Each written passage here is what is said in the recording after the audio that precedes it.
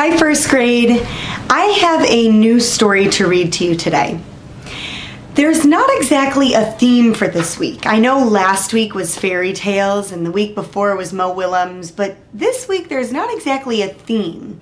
But I do want you to sit back, relax, and put your listening ears on for today's story, which is it's written by a very popular author who writes the books, the No David books. So No David, David Goes to School, those are a couple of the books that are written by this author.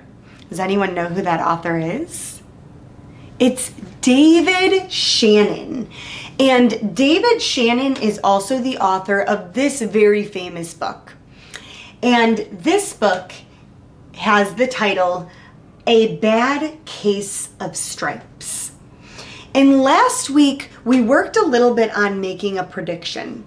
And I want you to remember what it means to make a prediction. It means to give your best guess about what you think will happen in a story. And today, there is a very detailed cover or picture on the front cover of this book that I want you to take a look at.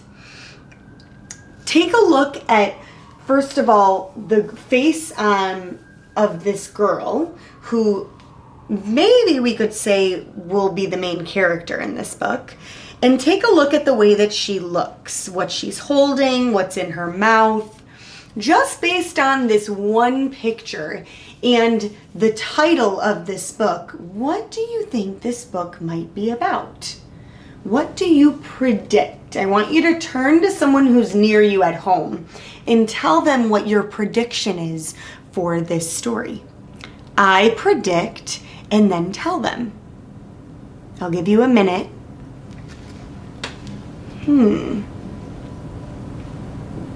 I see she has something in her mouth.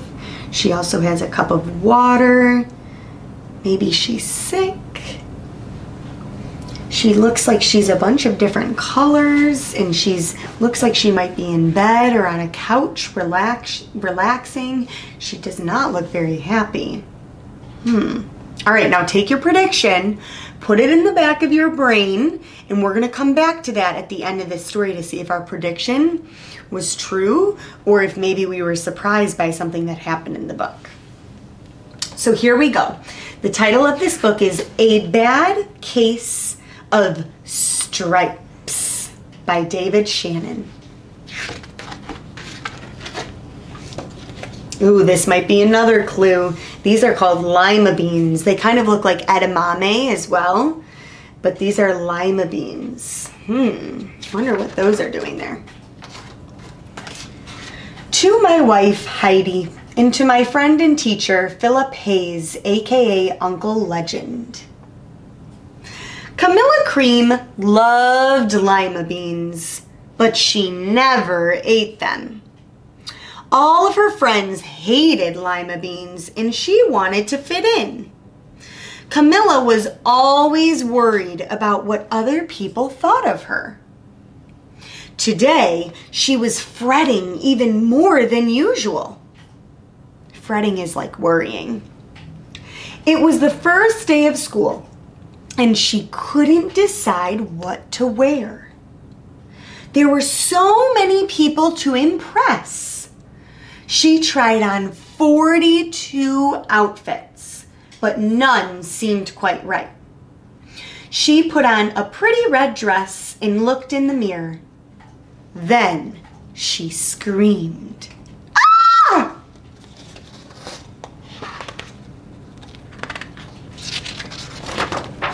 Her mother ran into the room, and she screamed too. Oh my heavens! She cried. You're completely covered with stripes! This was certainly true. Camilla was striped from head to toe. She looked like a rainbow. That's the same picture that's on the front cover. Did you notice that? Mrs. Cream felt Camilla's forehead. Oh, do you feel all right? She asked. I feel fine, Camilla answered, but just look at me. You get back back in bed this instant," her mother ordered. "You're not going to school today." Camilla was relieved. Phew! She didn't want to miss the first day of school, but she was afraid of what the other kids would say. And she had no idea what to wear with those crazy stripes.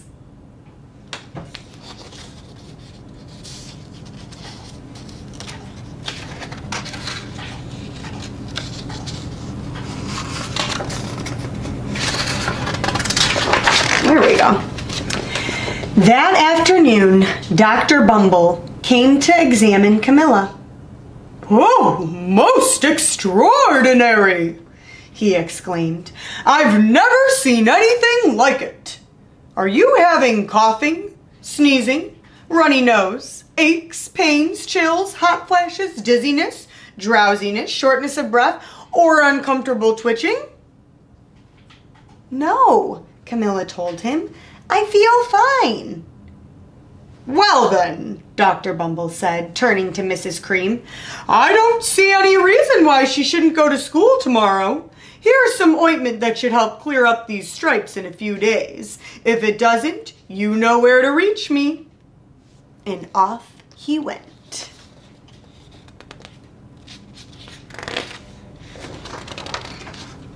The next day was a disaster.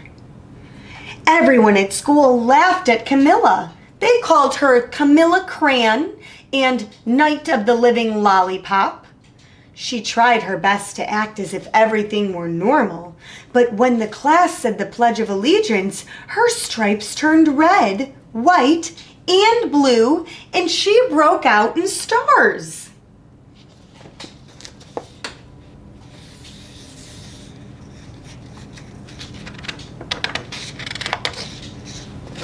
Think about what you would do if you showed up to school and you didn't look like your normal self. Think about what you would do or how that would make you feel. The other kids thought this was great. One yelled out, "Let's see some purple polka dots." Sure enough, Camilla turned all purple polka dotty. Someone else shouted, "Checkerboard!" And a pattern of squares covered her skin. Soon, everyone was calling out different shapes and colors, and poor Camilla was changing faster than you can change channels on a TV.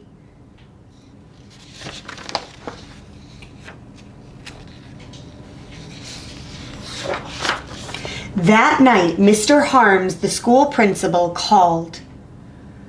"I'm sorry, Mrs. Cream," he said. "I'm going to have to ask you to keep Camilla home from school. She's just too much of a distraction, and I've been getting calls from the other parents. They're afraid those stripes might be contagious." Contagious means that it can spread to other people. Camilla was so embarrassed. She couldn't believe that 2 days ago everyone liked her. Now, nobody wanted to be in the same room with her. Her father tried to make her feel better. "Is there anything I can get you, sweetheart?" he asked. "No, thank you," sighed Camilla. What she really wanted was a nice plate of lima beans, but she had been laughed at enough for one day.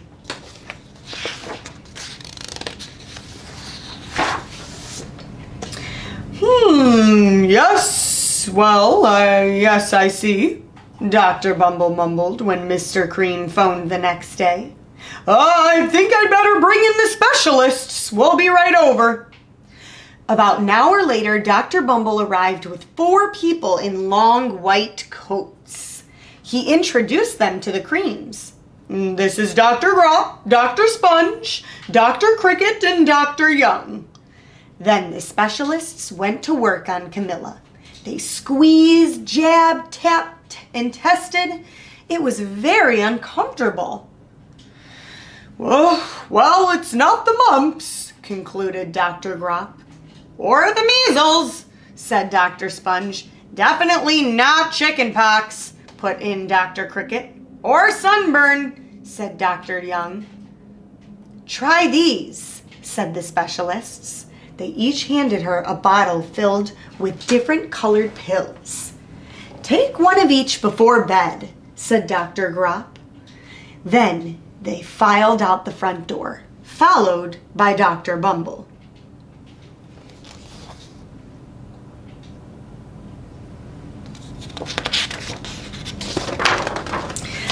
That night, Camilla took her medicine. It was awful. When she woke up the next morning, she did feel different, but when she got dressed, her clothes didn't fit right. She looked in the mirror, and there, staring back at her, was a giant multicolored pill with her face on it.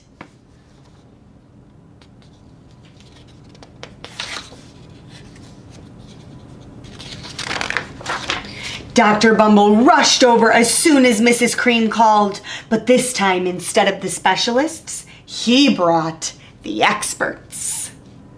Dr. Gourd and Mr. Mellon were the finest scientific minds in the land. Once again, Camilla was poked and prodded, looked at and listened to. The experts wrote down lots of numbers. Then they huddled together and whispered. Dr. Gourd finally spoke. "It must be a virus," he announced with authority. Suddenly, fuzzy little virus balls appeared all over Camilla. "Or probably some form of bacteria," said Mr. Mellon. Out popped squiggly little bacteria tails. "Or it could be a fungus," said Dr. Gourd. Instantly, Camilla was covered with different colored fungus blotches. The experts looked at Camilla and then at each other. "We need to go over these numbers again back at the lab," Dr. Gourd explained. "We'll call you when we know something." But the experts didn't have a clue, much less a cure.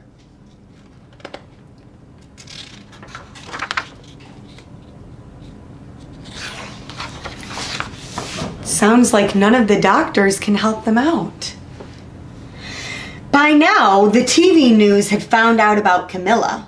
Reporters from every channel were outside her house telling the story of the bizarre case of the incredible changing kid. Soon, a huge crowd was camped out on the front lawn.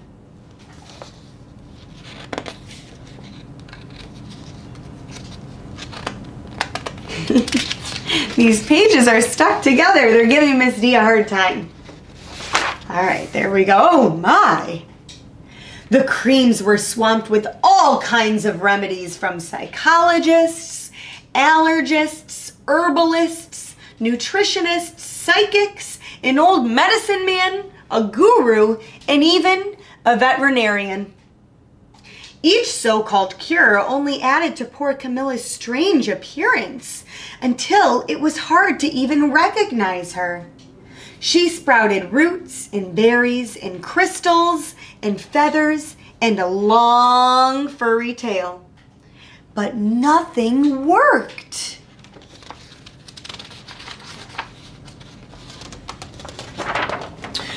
One day, a woman who called herself an environmental therapist claimed she could cure Camilla. "Close your eyes," she said. "Breathe deeply and become one with your room." "Oh, I wish you hadn't said that," Camilla groaned. Slowly, she started to melt into the walls of her room. Her bed became her mouth. Her nose was a dresser. And 2 paintings were her eyes. Can you see it? There's her mouth, there's her nose, and those are her eyes right there. The therapist screamed, "Ah!" and ran from the house. "Oh, what are we going to do?" cried Mrs. Cream. "It just keeps getting worse and worse." She began to sob.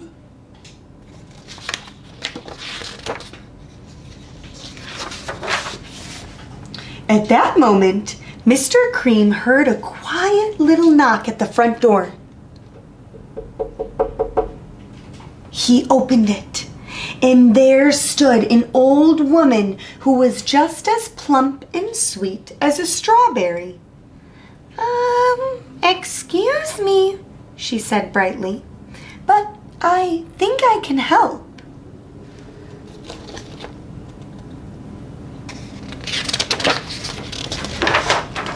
She went into Camilla's room and looked around. Oh, my goodness, she said with a shake of her head. What we have here is a bad case of stripes. One of the worst I've ever seen. She pulled a container of small green beans from her bag. Here, she said, these might do the trick. Oh, are those magic beans? Asked Mrs. Cream. Oh my, no, replied the kind old woman. There's no such thing. These are just plain old lima beans. I'll bet you'd like some, wouldn't you? She asked Camilla. Camilla wanted a big heaping plate full of lima beans, more than just about anything. But she was still afraid to admit it. Yuck, she said. No one likes lima beans, especially me. Oh dear, the old woman said sadly. I guess I was wrong about you. She put the beans back in her bag and started towards the door. Camilla watched the old woman walk away. Those beans would taste so good, and being laughed at for eating them was nothing compared to what she'd been going through. She finally couldn't stand it. Wait, she cried. The truth is, I really love lima beans. Oh, I thought so, the old woman said with a smile. She took a handful of beans and popped them into Camilla's mouth. Mmm, said Camilla.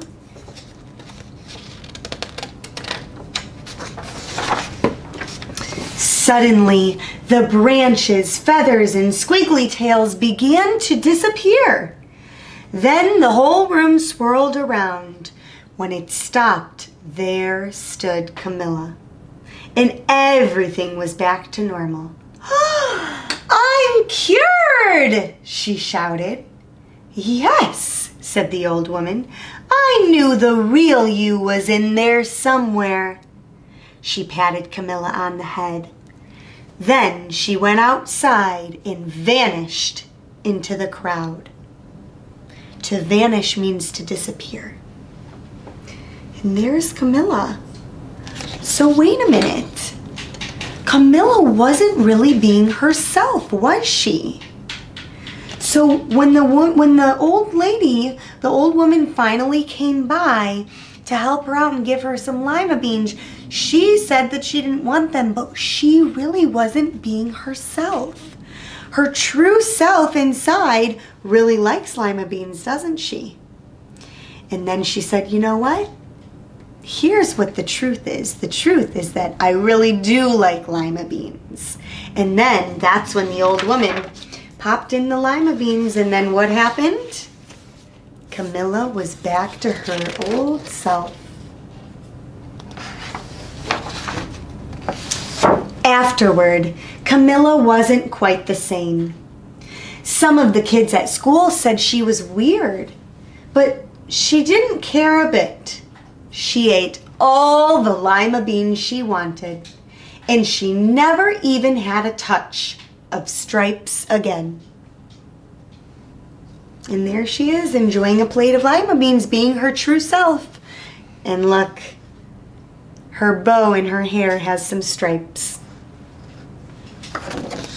And that, my friends, is the end of A Bad Case of Stripes.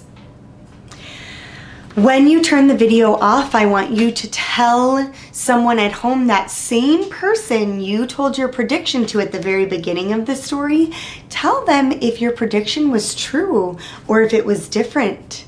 Maybe what you thought the book would be about was what the book was actually about. Or maybe you had a different prediction and you had no idea that the end of the book would be like that. I hope you enjoyed A Bad Case of Stripes. Go ahead and talk to someone at home, or you can send me a video about what you think about the story and about your prediction coming true, or if you were surprised. I'll see you next time, first grade. Bye.